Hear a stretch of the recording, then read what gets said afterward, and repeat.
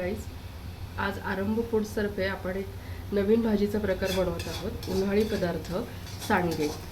त्यामध्ये आपण सांडग्यामध्ये कांदा घालणार आहोत. कांदा परतून घेणार आहोत छान लालसर होईपर्यंत. कांदा परतून झाल्यानंतर आपल्याला त्याच्यात सांडगे घालायचे आहेत. हे जे सांडगे आहेत हे स्पेशली उन्हाळी पदार्थ म्हणून ओळखले जातात महाराष्ट्रामध्ये. आणि याची आपली बनवण्याची पद्धत अशी आहे की आपण मटकीची डाळ, थोडेसे मूग आणि थोडंसं हरभरा असे मिक्स करतो. यामध्ये मटकीच्या डाळीचं प्रमाण हे 80% असतं आणि उरलेल्या डाळींचं प्रमाण हे 20% असतं. 20%च्या प्रमाणे आपण याच्यात प्रमाण घेतो. आता ही भाजी जनरली आपल्याकडे उन्हाळ्यामध्ये केली जाते, कारण बऱ्याचदा उन्हाळ्यामध्ये आपल्याकडे रेग्युलर भाज्या फार मिळत नाही आणि त्या भाज्या महागही असतात. तर आपण जे पूर्वीपासून आपल्याकडे पद्धत आहे की उन्हाळी पदार्थ करणे, त्यामध्ये हा सांडगे एक प्रकार आपल्या लोकांना बरंच माहीत आहे. आणि मला असं वाटतं नॉन महाराष्ट्रीयन लोकांना फारसा माहीत नसेल तर ते सुद्धा ह्याच्यामध्ये बघू शकतात की आपण भाजी कशी बनवतो. बऱ्याच महाराष्ट्रीयन लोकांना ही भाजी फार मनापासून आवडते. तर ह्या पदार्थामध्ये आपण सांडग्याबरोबर काही मसाले ॲड करणार आहोत. मसाले तुम्ही तुमच्या आवडीनुसार टाकू शकता. मी जनरली हळद, लाल तिखट, थोडासा गोडा मसाला घालते आणि ह्याच्यामध्ये फोडणी देताना फक्त आपल्याला मोहरी घालायची आहे.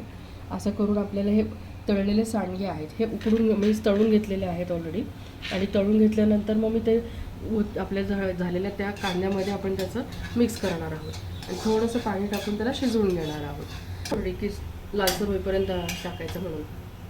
आता आपला हा कांदा छान लालसर तळून झालेला आहे. आता ह्या कांद्यामध्ये आपण हळद घालणार आहोत. थोडीशी हळद तुम्ही तुमच्या आवडीनुसार घालू शकता. मी साधारणतः अर्धा चमचापेक्षा कमी घालते. त्यानंतर मी तिखट घालणार आहे. तिखटसुद्धा तुमच्या आवडीनुसार तुम्ही घालू शकता. आता आमच्याकडे थोडंसं ते मी 1 चमचा ऑलरेडी मी घातलेला आहे. थोडंसं अजून ॲड करते आहे, कारण फार तिखट आमच्याकडे आवडत नाही म्हणून मी कमी तिखट घालते आहे. आता मी थोडंसं चवीपुरता गोडा मसाला घालणार आहे. हा गोडा मसाला देखील मी त्यात ॲड करणार आहे. तुम्ही तुमच्या आवडीनुसार तुमचे मसाले घालू शकता, प्रत्येकाच्या घरी जसे असतात तसे. जनरली इथे मी हळद, मीठ, तिखट एवढेच घालते आणि थोडंसं नावाला पण मीठ घालणार आहोत नंतर भाजी शिजत आल्यावरती. आता मी ह्याच्यामध्ये हे तळलेले सांडगे ॲड करत आहे.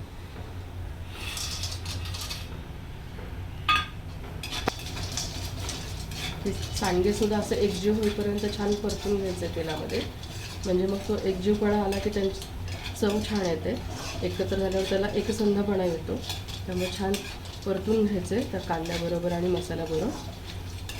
आणि मग थोडंसं त्यामध्ये आपण नंतर पाणी ॲड करणार आहोत. साधारण मी हे अर्धा भांडं पाणी घेतलेलं आहे. हा छोटासा तांब्या आहे माझ्याकडे. आता प्रत्येकाला कोणाला पातळ आवडतं त्यापर्यंत पातळही करू शकता, कोणाला थोडं घट्ट आवडतं असं घट्टही करू शकता. ते थोडंसं त्याच्यामध्ये दाटसरपणा येण्यासाठी तुम्ही तुमच्या पद्धतीनं पाणी घालू शकता. काही लोकांना फार पातळ आवडतं, काहींना थोडं घट्ट लपतपीच आवडतं, तर आपण त्याप्रमाणे करू शकतो. आता थोडंसं अजून मी पाणी ॲड करते, कारण आमच्याकडे थोडं पातळ आवडतं घरी.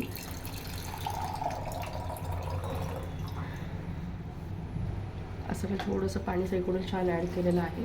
आता ह्या पाण्यामध्ये हे जेव्हा त्याला उकळी येईल छानपैकी, त्यानंतर आपण ह्याच्यामध्ये थोडंसं मीठ घालणार आहोत, कारण सांडग्यांच्या म्हणजे त्या सांडग्यांमध्ये ऑलरेडी मीठ आहे, त्यामुळे आपण मीठ जास्त नाही घालणार आहोत. थोडंसं आपल्या चवीनुसार ज्याला जसं आवडतं त्याप्रमाणे घालणार आहोत. ही भाजी तयार होत आलेली आहे. आता आपण ह्याच्यामध्ये अंदाजे मीठ घालत आहोत. ऑलरेडी मी जसं सांगितलं होतं यामध्ये थोडंसं मीठ आहे, त्यामुळे मी अगदी नावाला फक्त मीठ सोडत आहे. पण तुम्हाला जसं हवं तसं तुम्ही त्या मिठाचं प्रमाण कमी जास्त करू शकता, कारण प्रत्येकाची मिठाची आवड ही वेगळी असते, थोडीशी कमी जास्त असते. आमच्याकडे फार मीठ लागत नाही म्हणून मी थोडं कमी घालते. आणि अशा रीतीनं आपली ही भाजी तयार झालेली आहे. आता नाव it is ready to serve. So enjoy and thank you so much for looking this video.